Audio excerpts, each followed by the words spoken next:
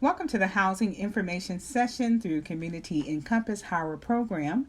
The Housing Assessment Resource Agency centers on housing issues for people experiencing housing crisis. This assistance is for the following services being prioritized based on vulnerability and a severity of needs to ensure that people who need assistance the most receive it in a timely manner. One of the programs is the Rapid Rehousing, and it's an intervention designed to help individuals and families quickly exit homelessness and return to permanent housing through case management. But most of you will be able to resolve your housing crisis with just the information that we provide today. The McKinney-Vento Homeless Liaison is a person that assists families that have children that are going through homelessness, and they're kind of the liaison to assist you in that transition to make sure that your child gets to school. Finding your home, getting your finances in order, what's affordable, what can you afford, and developing a spending plan for that. A lot of landlords are looking for some things they're looking for are evictions, accurate and complete application information, landlord history, income. Some of them may even pull a credit report to see your bill paying history for rentals, utilities, and things of that nature. There is a competitive market, just thinking in terms that there are 50 people applying for the same house that you're applying for. So what gives me an advantage over everybody else? It might be a letter of recommendation from a past landlord or employee, an employer, co-signer, paying more upfront, getting a payee, or setting up direct payments through the bank. Rental options. When you think of renting, there are market housing rate rentals. And with Community Encompass being closed due to COVID, we aren't able to give out housing lists. But you can go to MichiganLocatorHousing.com. That's MichiganHousingLocator.com to find out what units are available. They tell you the landlord, what the units are, what utilities are included, to find places that are available for rent. Also think about your alternative housing, which might be families or friends. Just look at it as a temporary, just to get you to the next move. There are also single room occupancies, and we kind of look at that as kind of like a room and house where you have your bedroom. That's the only private piece of the house. And there is a shared kitchen and a shared bathroom. Property management companies, they have policies and procedures. They are usually clearly established in writing. Greater resources, quicker repairs. When you think about a private landlord, it's more unique. He's just a one individual, and he might not have a maintenance team. And so you have to allow a lot of more time for him to fix repairs on the unit. Subsidized housing. Basically, subsidies is where you would pay 30% of your income towards your rent. And so subsidies can be, a lot of people think of subsidies as Section 8, but there are subsidies at the housing complexes. So apartment complexes that you move in, they might have a subsidy where you only pay 30% of your income towards the rent. However, when you move out, the subsidy stays with that apartment complex. For a housing choice voucher, which is kind of Section 8, that's when you take your housing choice voucher with you. You find a home that you're interested in, and then your rent will only be 30% of your income. And that's an opportunity for you too as well. As far as permanent supportive housing, that's more for long-term chronic people that are going through homelessness. And our assessment application that you complete through Community Encompass, it kind of determine whether you are in need of permanent supportive housing. So the housing choice voucher is a Section 8 waiting list requirements. You must be literally homeless in order to apply for that. You would need shelter verification stating that you are homeless, and it has to be signed within 5 days of completing the application process. You have to prove that you are a resident of Muskegon County, and appointments are made after you go through the screening process. Your name will remain on the waiting list through MSHDA for 120 days. You are required to recertify if you are still homeless and you haven't been pulled for Section 8 or the Housing Choice Voucher. And if you are still literally homeless after 90 days, you must make an appointment to recertify before your 120 days of your application. It will expire if you don't. Finding a home. An application includes completing the application, and be honest and complete on the application because the landlord or the property management company can do a background check. So there will be a rental fee, an application fee. You do have to have proof of employment or proof of an income. They would want references from previous landlords, and they're going to want some ID, driver's license, or state ID as well. But before paying an application fee, ask about eligibility criteria, such as the age, your income and rental history, criminal background, pet policies, things of that nature. What if your application is denied? It could be denied for various reasons. It could be that your application was incomplete. It could be that you gave inaccurate information, which could be grounds for denial and eviction, or it could be that you had a poor criminal or rental history, or it could be any one of those items listed there. The law bans housing discrimination based on race, color, religion, national origin, sex, disability, familial status, age, and marital status. Before moving in, you want to make sure that you know how much the rent is, what's the due date for the rent, where do you pay your rent to whom is it payable, is there a late fee, what are the other fees associated with the rental property, where do I park, could be a multi-family unit, and who parks where, how much deposit, what about appliances, who pays the utilities, when does the lease end, what happens if I move out prior to my lease ending, can guests stay, are pets permitted, things of that nature you will want to address too as well. Before moving in, you would have to pay the first month's rent, the deposit, and never pay with cash. Always use a check or money order or through a bank deposit. Do not pay your rent until the landlord has cleaned and prepared the unit for occupancy. If DHS is paying relocation costs, provide proof of co-payment to your DHS caseworker before moving in. So if you were to complete an SER, which is state emergency relief, to get rental assistance, and they say that they're going to pay a portion of your deposit, and they will tell you what portion you have to pay. And they will not release their funds until they have verification from you that you paid your portion. And so that's why we're saying if the Department of Health and Human Services is paying your relocation costs, you have to provide proof of co-payment to your worker, your caseworker, before moving in. Once you do move in, you want to document the condition of the home. So take photos of the condition of the unit, provide a written, signed, and dated list of damages, and you try to do that within 7 days of moving in.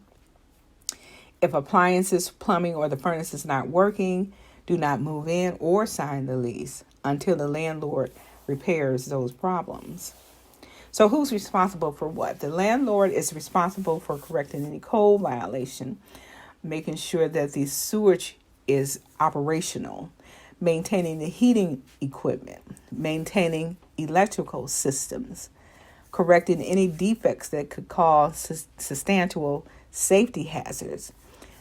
The landlord has to make repairs caused by normal wear and tear, and maintaining common areas. As a tenant, you're responsible for simple maintenance. It could be, when you think in terms of plumbing, making sure that you don't put any grease down the drain, that you're reporting problems to the landlord or the property management company as soon as possible. And to ask questions are, what can and I can't do? Can I unplug a toilet? Can I change the light bulbs, replace the batteries in the smoke detector?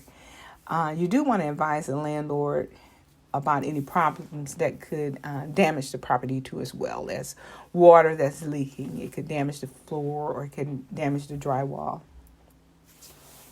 Paying your rent first. paying the current month's rent. If you do happen to get behind in rent, to make some kind of a payment arrangement to pay your rent arrears. If you're on a fixed income and having trouble making ends meet, maybe securing a payee to pay your bills or set up automatic payments through a bank.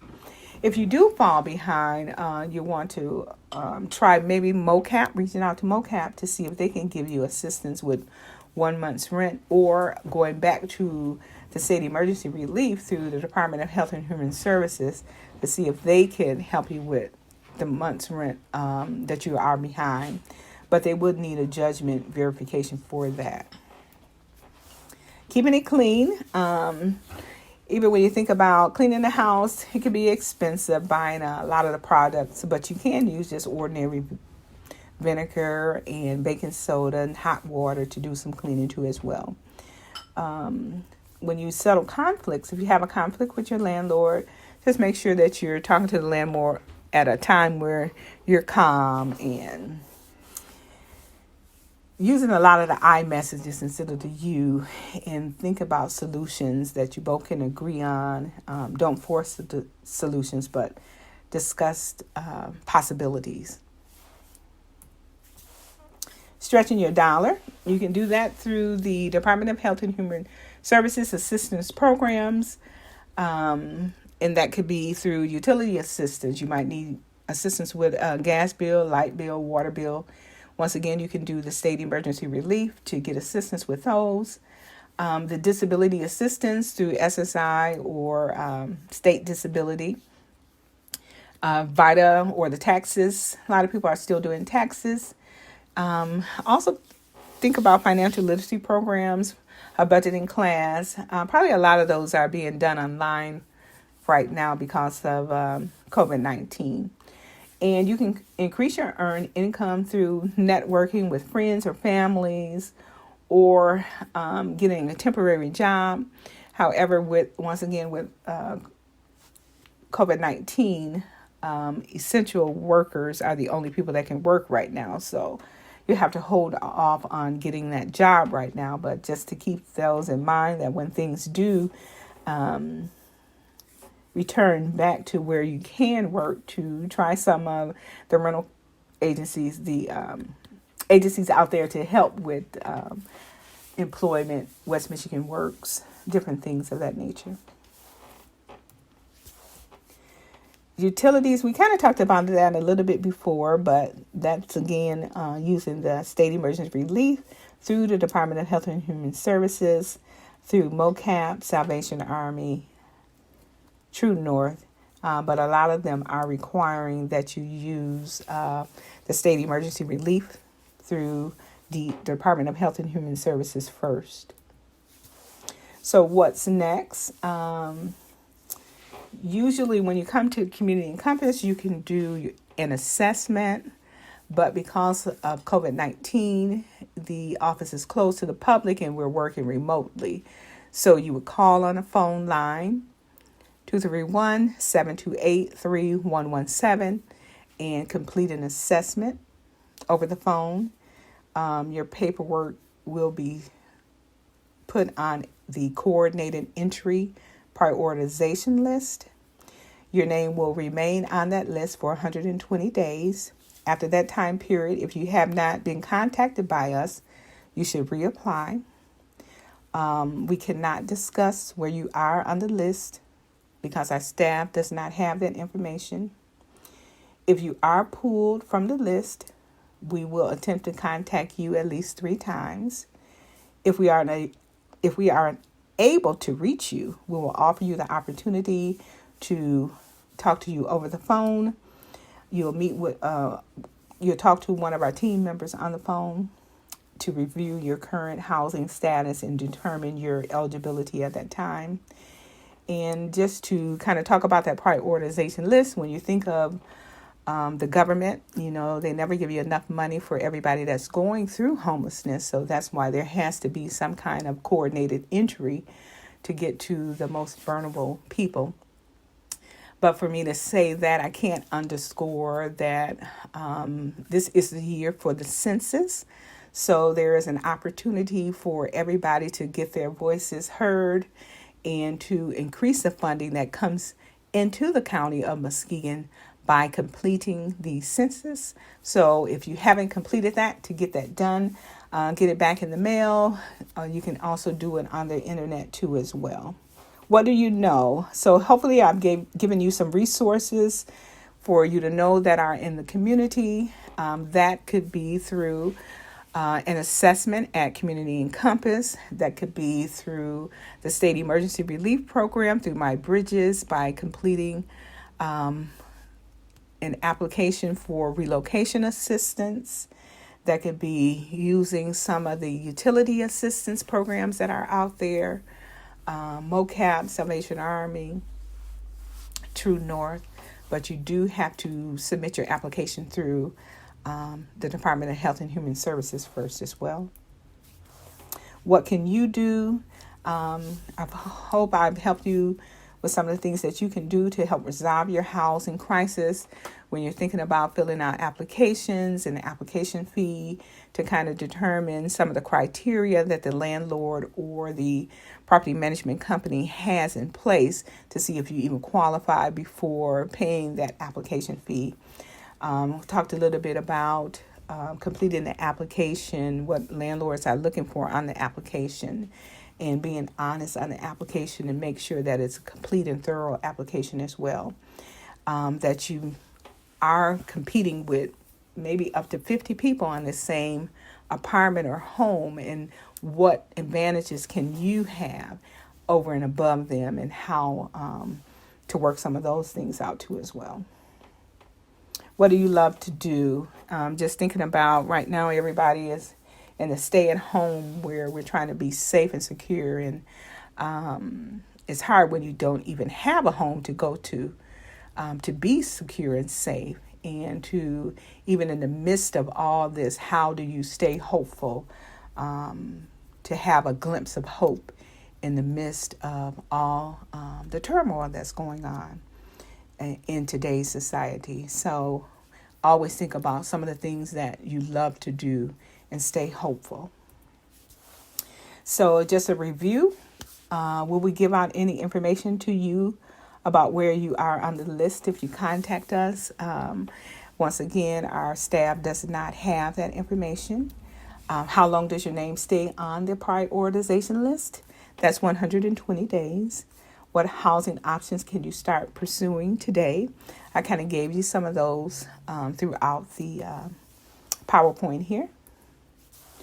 And now, do you have any questions? If you have questions that's very specific to your situation, please feel free to contact us at 231-728-3117. We can assist you, but hopefully we'll be able to answer a lot of the questions that you do have.